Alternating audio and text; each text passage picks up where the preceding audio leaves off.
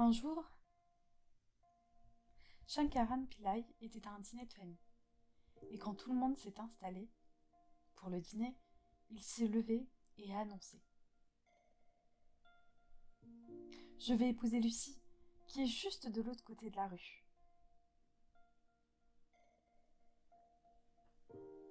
Alors son père a dit: Quoi? Tu veux épouser Lucie? Mais elle a rien. Elle est comme une clocharde. Tu vas épouser cette Lucie?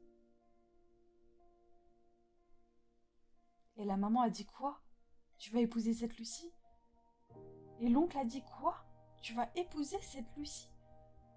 Mais, mais tu as vu ses cheveux? Ils ont l'air faux. Et la tante a dit: Quoi? Tu vas épouser Lucie? Elle est tout le temps trop maquillée. Tu vas te marier avec cette femme superficielle. Le petit garçon, le neveu qui doit évidemment s'en mêler, il a dit: Vous allez épouser Lucie? Elle ne sait même pas ce qu'elle criquait. Comment pouvez-vous l'épouser? Shankaran Pillai a tenu bon et a dit: Oui, je vais épouser Lucie. Tout le monde a demandé d'une seule voix: Mais pourquoi? Il a dit: Parce qu'elle n'a pas de famille. Il n'y a pas beaucoup d'opinions à affronter. Alors qui est la bonne personne? Je ne veux pas détruire vos espérances à l'amour, mais laissez-moi vous dire quelque chose. Il n'y a pas de bonne personne sur cette planète. Si vous mettez votre cœur dans quelque chose, cette chose peut devenir merveilleuse. Personne n'a jamais trouvé la bonne personne nulle part. Si vous vous mettez dans ce genre d'état d'esprit vraiment irréaliste, j'ai trouvé la bonne personne, je peux vous dire que vous serez bientôt déçus. Vous devez comprendre qu'il n'y a pas de bonne personne. La première chose à faire est de voir si moi je suis la bonne personne. Oui, suis-je la bonne personne? Il n'y a pas de bonne personne sur cette planète. Si vous comprenez ça, vous comprendrez les absurdités auxquelles vous croyez. Nous devons comprendre que les relations sont formées pour divers besoins. Des besoins physiques, des besoins psychologiques, des besoins émotionnels. Il peut y avoir également des besoins sociaux, des besoins financiers, différents types de besoins.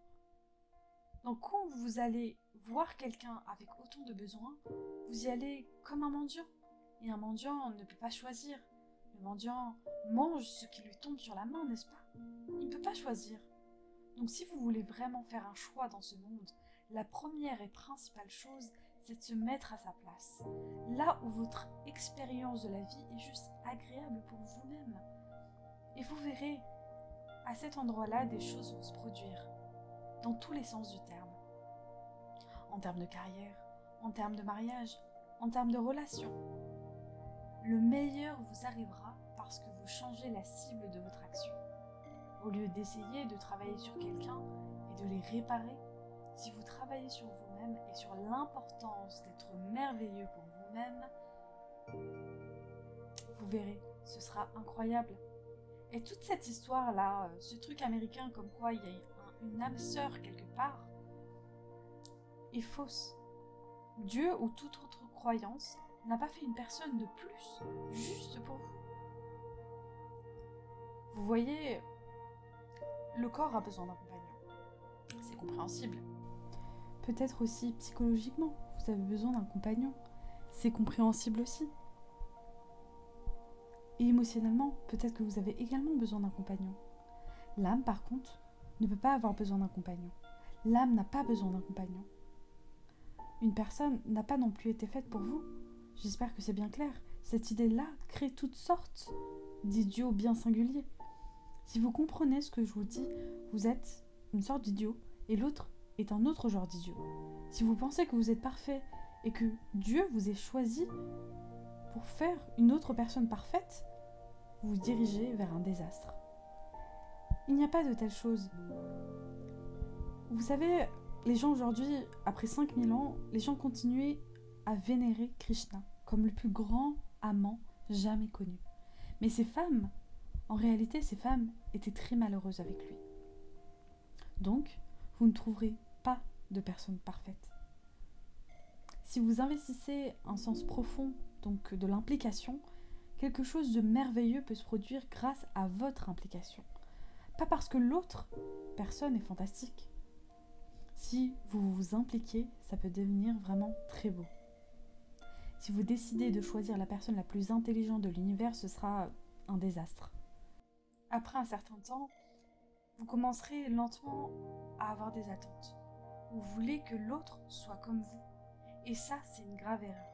Parce que si une personne est comme vous, vous ne pourrez pas, vous ne serez pas en mesure de les supporter pendant plus de 2 jours. S'il vous plaît, dites-moi qu'il y a une personne vraiment différente de vous à la maison. Est-ce que vous pourriez vraiment vivre avec cette personne? En réalité, vous êtes heureux qu'il y ait des différences entre vous.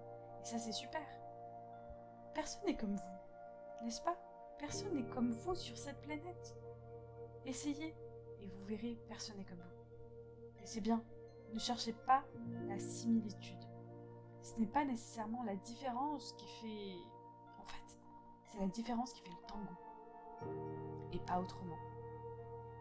Voici quelques conseils pour vous aider à choisir un bon partenaire.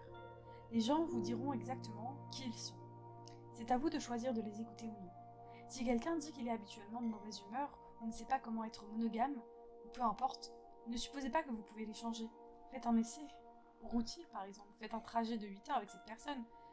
Quelles que soient les difficultés que vous rencontrez, elles deviendront douloureusement évidentes. Ces jours-ci, ce n'est pas vraiment pour les âmes sensibles. Cherchez quelqu'un qui est gentil et aimant. Si vous êtes vraiment chanceux, votre partenaire aura aussi une famille qui lui a appris comment être de cette façon. Avoir des beaux parents qui vous traitent comme un membre de la famille rendra votre vie beaucoup plus agréable. Assurez-vous que la personne que vous allez voir ne fume pas, même si vous le faites. Si il ou elle est non-fumeur, cela peut vous inciter à arrêter. Pensez-y de cette façon. Vous choisissez le bonheur plutôt que la mort. Trouvez quelqu'un à qui vous pouvez parler au fur et à mesure que le temps passe. Cette qualité est plus importante que l'apparence, l'argent ou la position. Si vous ne pouvez pas parler à votre partenaire ou pleurer sur son épaule, je pense que ce sera difficile pour vous. Les différences spirituelles et politiques peuvent aussi être parfois difficiles à gérer. Soyons honnêtes. En vieillissant, nos sentiments dans ces domaines ont tendance à s'intensifier. Assurez-vous que vous avez suffisamment de différences pour que vous puissiez quand même vous divertir mutuellement et vous comprendre l'un l'autre.